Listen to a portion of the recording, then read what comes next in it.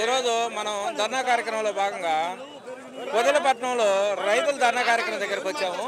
ఒక రైతు చూడండి ఆయన పరిస్థితి ఎలా ఉందనేది. అన్న ఇప్పుడు మన ఒక రైతు బిడ్డగా మాజీ ముఖ్యమంత్రి గారు జగన్మోహన్ రెడ్డి గారు మన పొదిలపట్నానికి రైతుల బాధ చూడలేక ఈరోజు ధర్నా కార్యక్రమంలో మద్దతు ధర కోసం వస్తున్నాడు.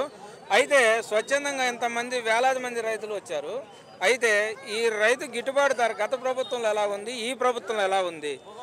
గత ప్రభుత్వంలో ఎంత రేటు ఉంది, ఈ ప్రభుత్వంలో ఎంత రేటు ఉంది ఒకసారి మీరు చెప్పండి అన్న. గిట్టుబాటు ధర రైతులు నేను 35 ఏళ్ళు 40 ఏళ్ళు అమ్మింది పోయిన సంవత్సరం. ఈ సంవత్సరం 20 ఏళ్ళకు దోవలేదు.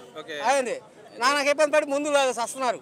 అయితే మిర్చి రేటు గత ప్రభుత్వంలో ఎలా ఉంది? 22 ఏళ్ళు ఇవాళ 11 ఏళ్ళు 6,000 కూలి ఉండు 6,000 కూలి 600 కూలి. ఇప్పుడు రైతు భరోసా ఈ సంవత్సరం పడదా మీకు? ఎవరు అందరికి పడది, ఎవరికి పడలా. ఒట్టి మాటలే. వాడు దొంగ కోతలు గెలిచాడు అది. అయితే ఉచిత గ్యాస్ సిలిండర్లు మీకు ప్రతి ఇంటికి వస్తున్నాయా? ఉచిత ఎవరికో ఒకరికి వచ్చింది కానీ ఎవరికి రాలా. అయితే అమ్మఒడి పిల్లలందరికీ వస్తున్నాయా? అమ్మఒడి ఎవరికి ఇప్పుడు ఎవరికి రాలా. ఏది అబద్ధం కోతలన్నీ చెప్పి గెలిచాడు. ఓసిమ్మిలో దీంట్లో దొంగతనం వాడు మోడీ గారు చేసి గెలిచి ముఖ్యమంత్రి అయ్యాడు. వాడు అంతకుమించిన అవకాశం లేదు వాడికి. అయితే రైతులు ఏమంటున్నారంటే కొంతమంది గతంలో 100 రూపాయలు కరెంటు బిల్లు వచ్చేది, ఇప్పుడు 130, 150 దాకా వస్తుంది. 150 దాకా వస్తుంది. గత ప్రభుత్వంలో కరెంటు బిల్లు అనేది ఒకసారి కూడా పెంచలేదు. ఇప్పుడు 150 రూపాయలు వస్తుంది. 1000 రూపాయలు వచ్చే 1,500 వస్తుంది. ఇంకా రైతులు ఎక్కడ తట్టుకుంటారు?